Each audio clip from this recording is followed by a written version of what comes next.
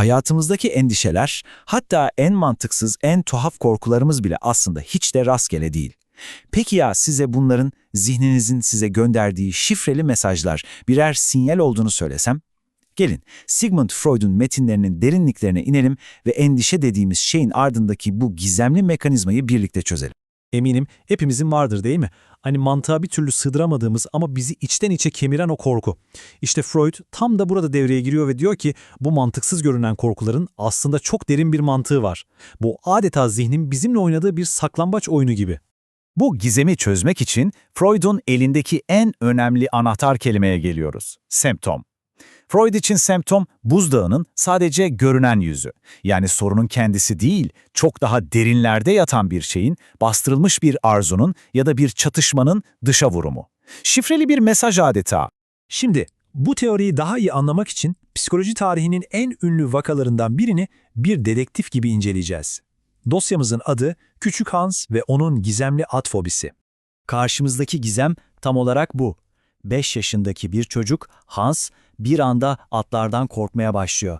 Ama öyle sıradan bir korku değil bu. Sokağa çıkmasını engelleyecek kadar şiddetli ve çok spesifik bir korku. Bir at tarafından ısırılma korkusu. Freud diyor ki, durun bir dakika. Asıl suçlu sandığımız gibi atlar değil. Bu fobi aslında çocuğun zihninde kopan çok daha büyük bir fırtınanın, yani bir içsel çatışmanın yüzeydeki yansıması. Görünenin arkasına bakmamız lazım. İşte o içsel fırtınanın haritası da bu. Hans bir yanda annesine karşı yoğun, sahiplenici bir sevgi besliyor, diğer yanda ise babası var. Babasını hem seviyor hem de annesiyle arasındaki en büyük engel olarak gördüğü için ona karşı yoğun bir düşmanlık ve kıskançlık hissediyor. Freud'un meşhur Oedipus kompleksinin en net örneklerinden biri tam da bu karmaşık duygusal üçgende ortaya çıkıyor. İyi de bu kadar karmaşık bir duygu yumağı nasıl oluyor da basit bir at korkusuna dönüşüyor? İşte şimdi sembollerin arkasındaki anlamı çözme ve korkunun gerçek yüzünü ortaya çıkarma zamanı. İşte milyon dolarlık soru. Neden bir örümcek değil, neden karanlık değil, neden bir yılan değil de bir at? Zihin bu kadar sembol arasından neden özellikle atı seçti? Cevap, zihnin yaptığı dahiyane bir psikolojik manevrada saklı. Cevap, Freud'un belki de en çok tartışılan kavramlarından birinde yatıyor. Hadım edilme endişesi.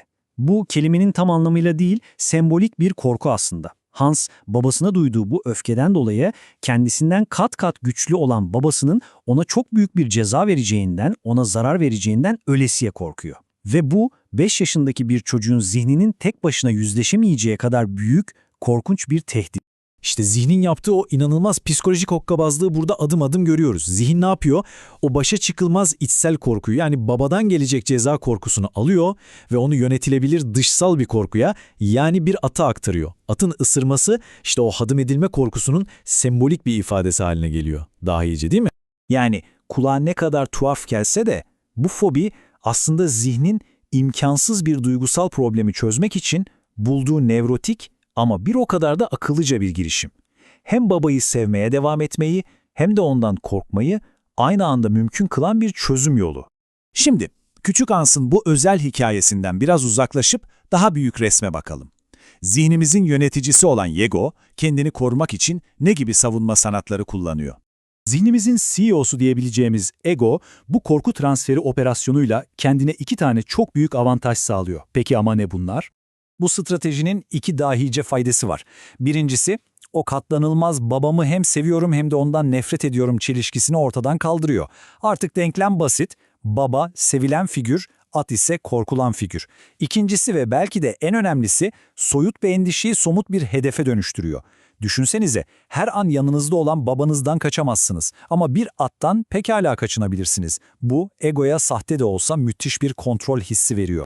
Kısacası semptom, yani bu fobi, egonun içgüdülerden gelen bir tehlikeyi dış dünyanın kuralları içinde kalarak savuşturmak için bulduğu bir savunma mekanizması. İç dünya ile dış dünya arasında yapılmış bir tür pazarlık gibi. Ve geldik bütün bu analizin en can alıcı noktasına. Freud'a göre endişe aslında nedir? O sadece kötü bir his mi, yoksa çok daha fazlası mı? Freud'un kendi sözleriyle bakalım. Endişe, tehlikeli bir duruma tepki olarak ortaya çıkar. Tıpkı bir yangın alarmı gibi, yani bir tehlike olduğunu haber vermek için çalıyor. Ama dikkat, Freud'un bahsettiği bu tehlike genellikle dışarıdan gelen bir aslan falan değil. Tehlike içeride. Bir anda zihnimizin o ilkel, her şeyi şimdi istiyorum diyen kısmı var, yani it. Diğer yanda ise yapmamalısın, bu ayıp diyen toplumsal kurallar ve vicdanımız, yani süperego. İşte asıl tehlike bu ikisi arasındaki bitmek bilmeyen savaş. İşte o zaman anlıyoruz ki endişe sorunun kendisi değil, sorunun habercisidir. O, egonun bize dikkat, içeride ilkel arzularla toplumsal kurallar arasında bir savaş var ve kontrolü kaybetmek üzereyiz demek için çaldığı bir alarm zilidir. Ve bu analizi bitirirken aklımızda şu soru kalsın.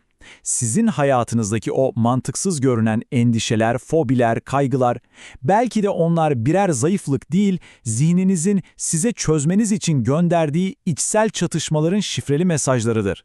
Belki de bu alarmları susturmak yerine ne söylediklerini dinlemenin zamanı gelmiştir.